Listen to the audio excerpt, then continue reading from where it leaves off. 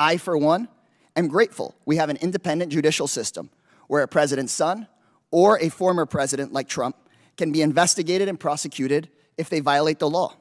It is my firm belief that Hunter and Trump should both face trial and, if guilty, be held accountable for the crimes they've been accused of. Can everyone on the Oversight Committee say the same thing? Will members of the Oversight Committee please raise your hand if you believe both Hunter and Trump should be held accountable for any of the indictments against them, if convicted by a jury of their peers? We can take a minute.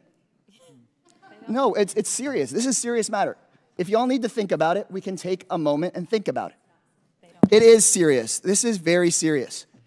Think about it. Should both Hunter and Trump be held accountable? I want to see whether you'd raise your hand. Should Hunter and Trump both be held accountable if they're found guilty on any of their indictments? Raise your hand if you think that equal justice under the law applies and Trump should be held accountable.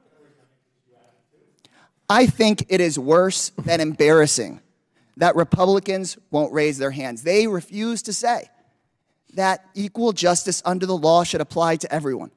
And when you step back and think about it, then what about the January 6th defendants? It's kind of scary. This double standard insults the institutions of Congress that people fought and died to build. This impeachment hearing clearly is not about justice. We cannot say equal justice under the law for everyone except for the guy who holds the leash.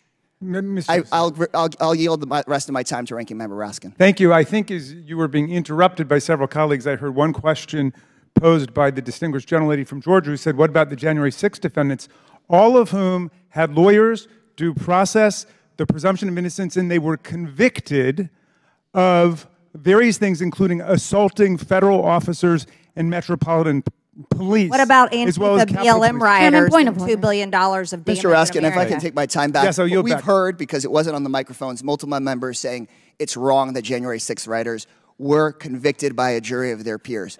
That is disturbing. We've started to get used to it, but we can't get used to it. It's scary. Gentleman's time has expired.